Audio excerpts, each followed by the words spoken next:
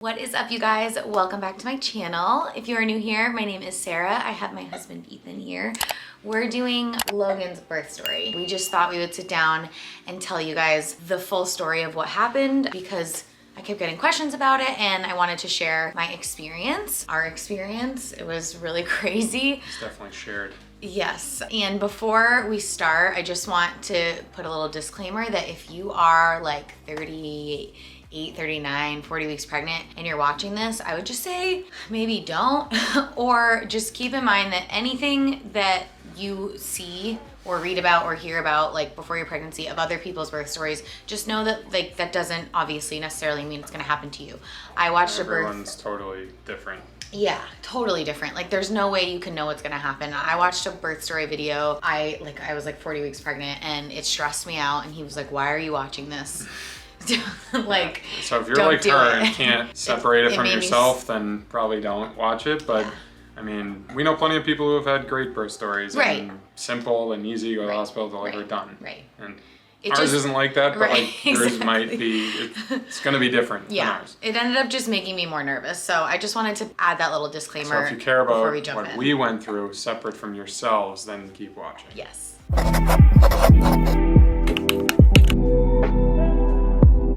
You might hear a couple little baby hiccups or whines or cries. He is currently awake in a swing right next to us, looking at us. He's fine, but yeah, he's a little pissy. Like, what are you guys doing over there? Why aren't you hanging out with me? He's on the edge of being like, why aren't you picking me up versus I'm okay. Yeah, so we're gonna try and get through this video. We'll start off on my doctor's appointment at my 40-week visit. Thursday, July 8th, because that was the day we decided that I was gonna get induced. I was 40 weeks. Exactly on my due date, that was when my appointment was, and my doctor basically said to me, 2 centimeters. You're 2 centimeters dilated, and I will be there on Saturday if you would want to get induced. So you can guarantee that I will be the one that delivers your baby if you do it on Saturday. He was like, I'm on call, so if you want to do it, we can do it. And I remember I just like looked at you and I was like, yes, I want to do it. Let's do it. I got so nervous, but I was like, let's do it. So we went in the next night, checked in basically. Well, the drive down on Friday night was just like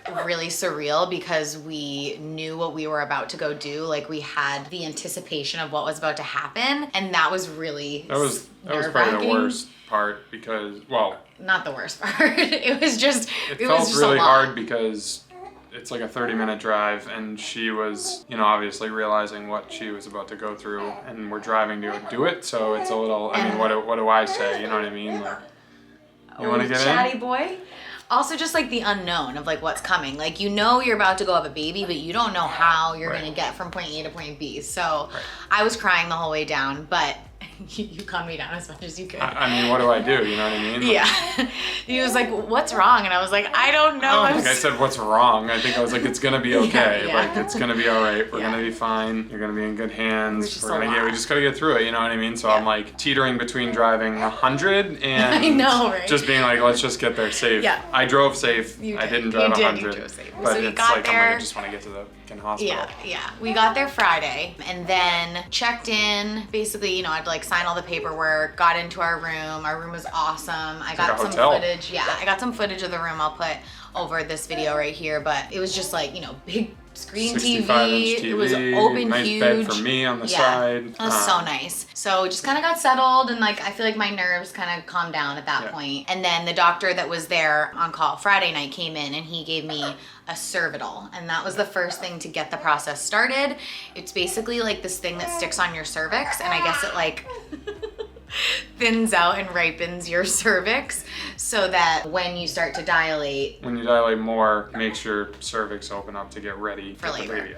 So we do the cervical probably around 9 p.m., go to sleep around 2 p.m. 2 a.m. 2 a.m. Whoa.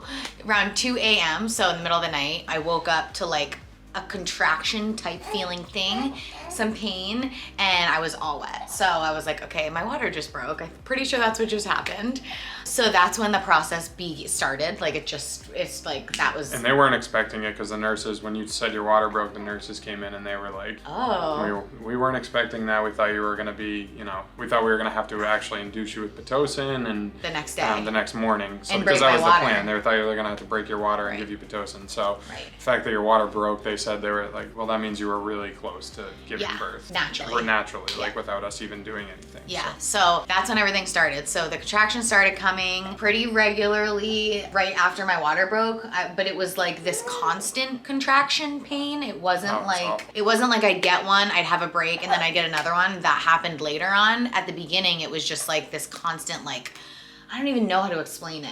It was just, you were just in pain. Yeah, and I was just like, ow, ow, ow, ow. Yeah. So I probably let that ride out for, what'd you say, like an hour and a half? Probably an hour. And then we called to get the epidural because she was in so much, she's saying, ow, ow, ow. She was in That's pain. Right. It was more than ow, ow, ow. Yeah. It was bad. So I was like, all right, I'm ready for the epidural. That was part of my plan. I was like, if I can get an epidural, I want to. So called in the nurses, and because it had only been like an hour since my water broke, they recommended that I didn't get the epidural right away because, they said you could be in labor for 24 hours and you can't walk, you can't eat. And if you get it now, like basically just like we'd recommend you put it off and wait as long as you can. So I was like, okay, but what do I do? Like I need something. Yeah. So they gave me, I don't remember what it's called. Some narcotic, I think. Some shot in my butt. And she was like, this is gonna take the edge off your... Help you sleep. Yep, contractions, help you sleep. And I was like, that sounds perfect. That sounds like exactly what I need. So they gave me that, and it did not take the edge off. It definitely made me... for about 30 minutes. Okay, all right. And then you fell asleep, and then I remember being like, okay, that worked. And I laid down, and I felt like I had just shut my eyes, and she was already like in pain again. I was like, and I was so groggy. She was like so out of it because of the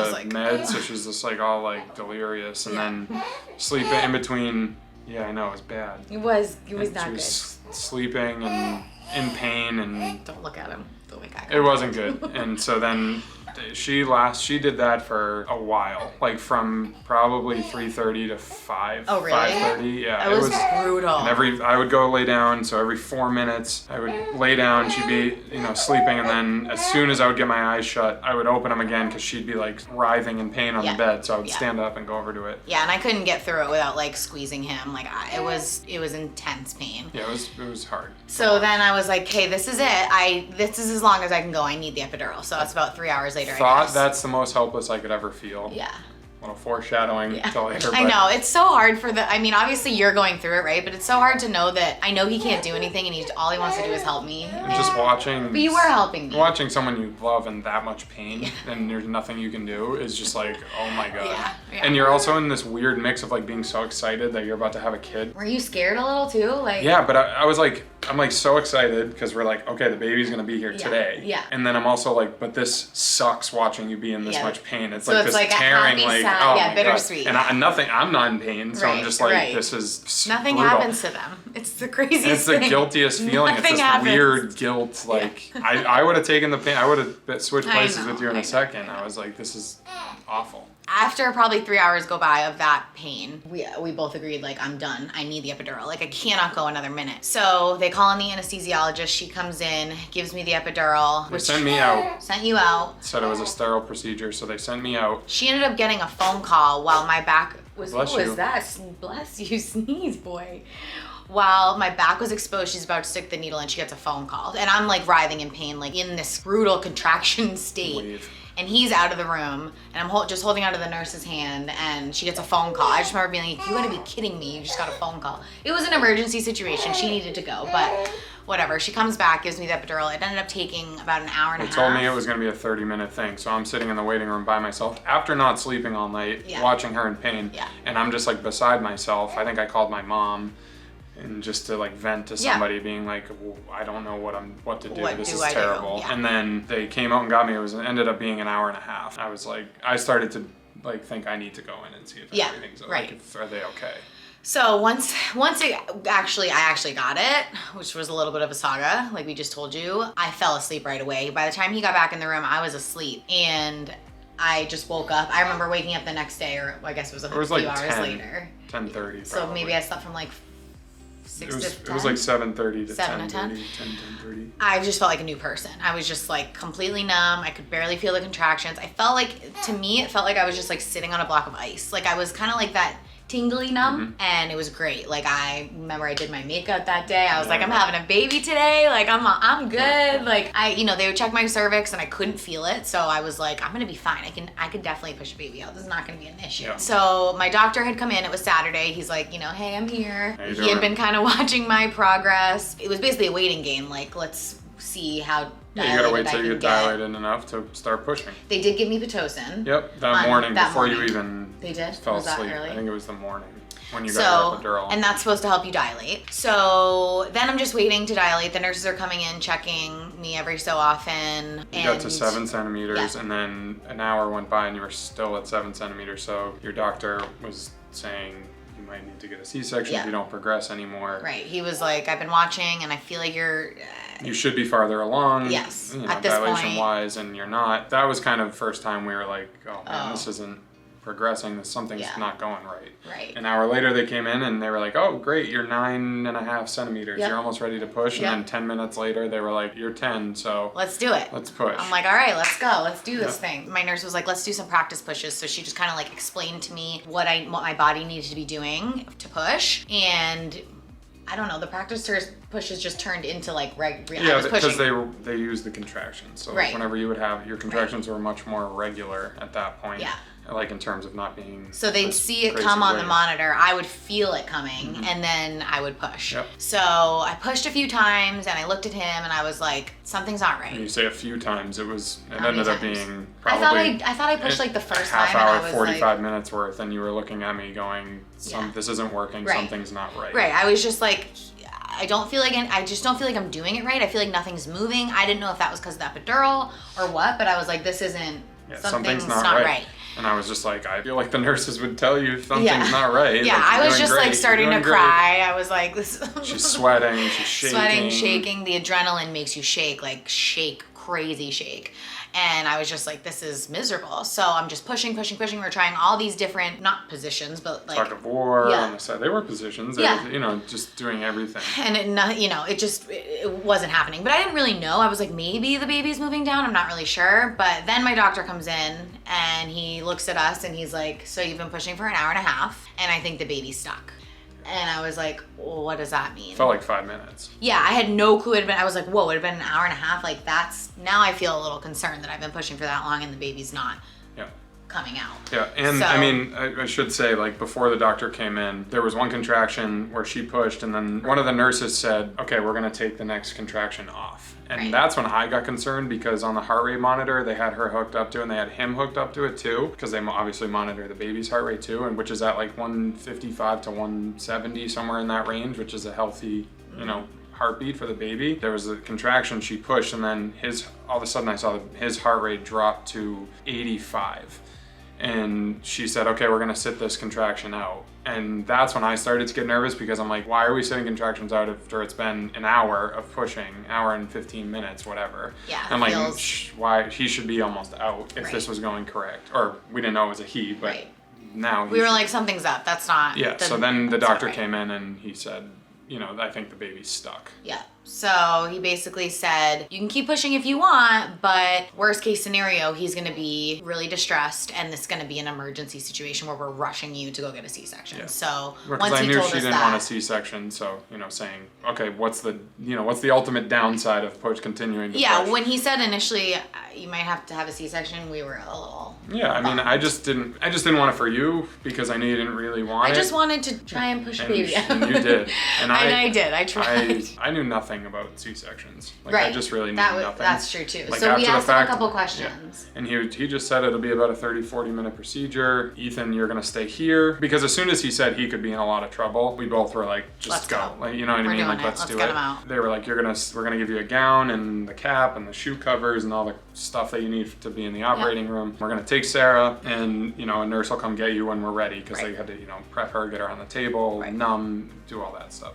So it was really I know I'm probably making it sound like it was, casual. No, it wasn't. It was pretty stressful because we knew something was wrong, and how quickly things were progressing in terms of like getting her to go and his heart rate dropping. I was in so much pain. His heart rate was dropping. She was shaking. We were now going to do a C-section. It was just like, okay, yeah. You know. And they took her out pretty quick and they gave me the stuff to change into, and I just like had this moment where I like was so close to just breaking down because there are normally like 5-6 people in the room at all times, and then all of a sudden there was just no one in the room and it was just me, and I was standing there like, is everything okay? Is she okay? Is the baby okay? Yeah. It was dead silent. And it was just this weird, ominous moment for me in the room where I was gonna text everybody, like our parents and siblings, because it had been an hour and a half, so I was gonna update them that she was going for a C-section, but then they wheeled me, as they're wheeling me out, I started to feel like something was really wrong, and they started rushing me into the OR. Once I got into the OR, he's like, you know, back in the room getting dressed, but having like this moment. I mean, the whole thing was like probably 5 minutes. Yeah, and then, you know, they get me into the OR. They kind of stopped talking to me. They just picked me up off the hospital bed, put me on the operating table. They numbed me, so they're like touching me, you know, my legs.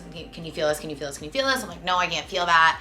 They put the blue curtain in front of my face, and then it started, and I could tell it was starting, and I just kept saying like, where's Ethan? Where's Ethan? Like, he needs to be in here if like this is happening right now. So then the nurse came in and got you. Yeah, a nurse ran in. I was going to get my phone, and because it was in the bag, and a nurse ran in and said, Dad, we need you. And I looked up, and I must have had like this panic look on my face. She goes, she's fine, Mom's fine, I would have but we the need same you right thing. now. And yeah, I was like, okay, so I ran with her. It was just up the hallway, but we ran from the labor and delivery room to the operating room. Yeah. And I walk in, and I hear a baby crying, and I'm just like, it was the weirdest feeling because I walk in, and I look down, and it's not Sarah's head, and I see... It's like here down. And I see the doctor pulling the baby out. I'm probably, I don't know, 6 feet away, pulling the baby out. Meanwhile, I'm looking, the doctor's like, do you want to look? So I look past the blue curtain, and he's walking in the door, and the doctor's holding the baby. I was just standing there for a second. She's like, you can follow Bree. And I'm like, I don't know who Bree is. And I'm just like shell-shocked standing there like... Yeah. Hearing him crying, and then the doctor just takes him out and then holds him up like this, and everybody yells, "It's a boy!" And I'm like standing there, and so she's like, Bree finally was like, come this way, and so I walk around, and I see Sarah, and she's just crying, saying like, is my baby okay? Is my baby okay? And I'm crying, and I'm holding her head and telling her it's fine, he's fine, he's, you know, he's so good. The nurses are, his feet are huge. He's huge. Look at how big this kid is. Oh, he's so big. And then I'm just like, he's fine. She's just, you know, just crying. I mean, there were no words. Because I was obviously just the situation extremely emotional, like so much happened, but also I was worried something was wrong. Yeah. And my doctor was like, I'm sorry, Sarah, I couldn't wait. I had to get him out. Yeah, he said, I won't tell you the gender until Ethan's in here. Apparently his heart rate was just dropping and dropping and dropping as they were wheeling her in. And usually he told Sarah, he said, usually with C-sections, I have to kind of, you know, wiggle the baby out of the birth canal a little bit. Apparently he was just floating in the womb still. So he was just getting his head rammed into your, you know, cervix over and over and over Or like again. my pelvic bone? Yeah, your pelvis. Yeah, my pelvis. The birth canal. Like he just wasn't getting into it. He was like sort of like the top of his head was there was like a cone about this big on the back in. of his head, and that's it. And then when I would stop pushing, he'd rock back into my uterus. That's what our doctor told us. So he was just, so it's basically just ramming into like a hard wall. So that's why his heart rate was dropping. He was distressed. Meconium. So when they pulled him out, they had to like really clean him up, which took a while. Yeah. They finally, you know, cleaned him up, weighed him, everything, wrapped him up in this like his little the hospital blanket, which are the most little hat. rugged blankets. I don't understand why hospitals. I know they're so rough, but he was so like secure. I think it's because they're so secure. Oh, they tighten him up. Oh my god! I mean, he was like, I just remember seeing him for the first time. He was this little doll. Yeah. So Sarah's head was like here, and I was sitting, and the nurse walked him over, and I was probably like, oh my god. And she handed him to me, and she said, "What's his name?" And then we looked at him, and I was just holding him and showing Sarah, obviously, because she's still getting operated on, which is the weirdest thing ever. You're holding your baby. She's still kind of in pain, uncomfortable, about to throw up because the doctors are still, you know, sewing her up and moving her organs. Her shoulder's killing. I'm holding the baby, and we both just said,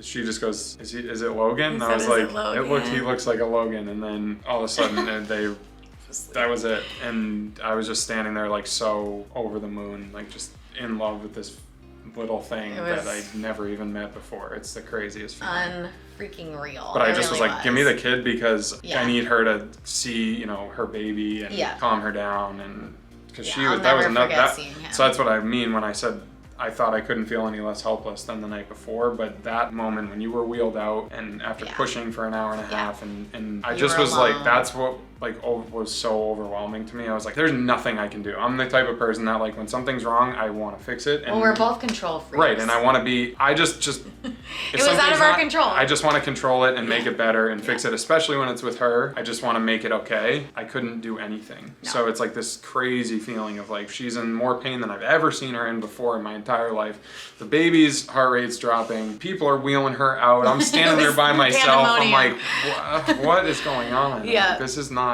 right. But. And then like he was saying, like they had to just like put me back together. And that was really the worst of it because all the meds, because how quickly he had to get the baby out, the meds were like catching up. Yeah. Like they were playing catch up. So with the nausea meds, because they don't just want to shove it all in you. Right. Had it been a scheduled C-section, I think it would have been completely different because they would have, it all would have been paced out and planned. So, it was all kind of catching up to me. I started to feel super nauseous. Like he said, my shoulder was killing.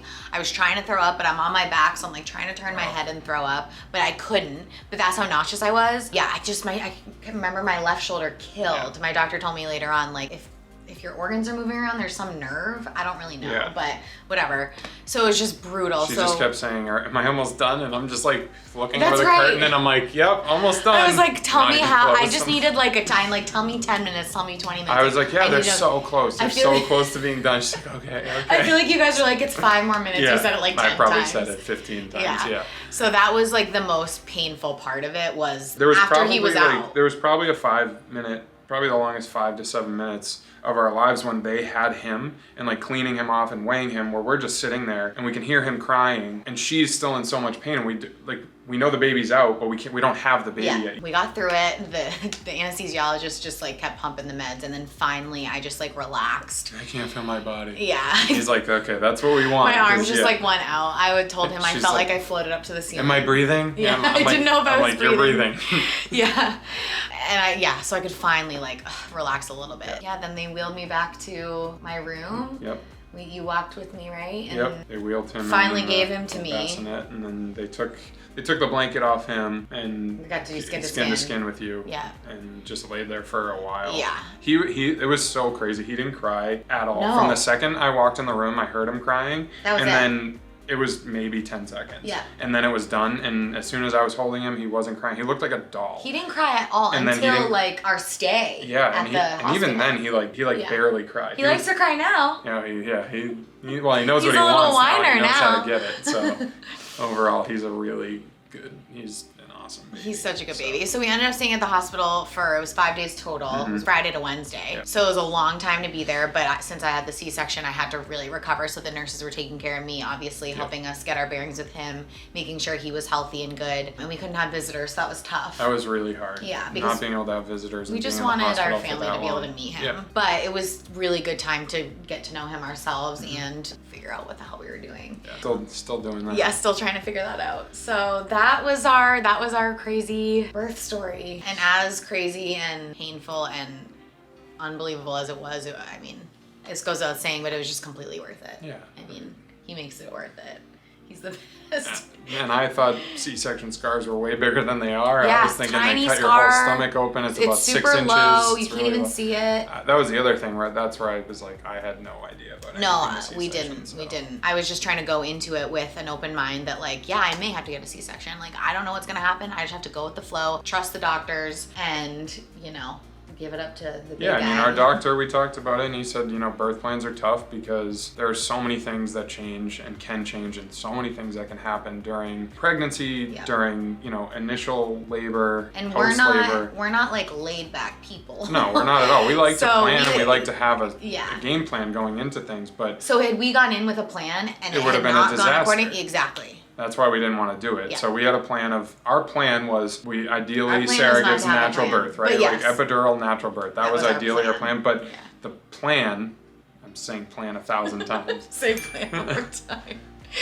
Was to just whatever means necessary to make sure the baby's healthy, and I think that obviously goes without saying. It was unbelievable, but amazing, completely worth it. Just absolutely wild ride. It was a roller coaster. My next fingers crossed is what I'm trying to say. If we're blessed with another child, my plan will be to get a scheduled C-section. Yeah. I just don't feel the need to push. We didn't really say like why he was stuck. My doctor basically told me like my bones just weren't big enough and he just wasn't gonna fit through. His head's pretty big. His head was pretty big. His head's in the 90th percentile right now, so that could have been part of it. Who knows? It doesn't really matter. So that's the birth story. I hope you guys enjoyed. Let me know if you have any questions. I'm an open book, really. It was honestly unreal. And if any of you guys are pregnant, good luck. You're gonna be amazing.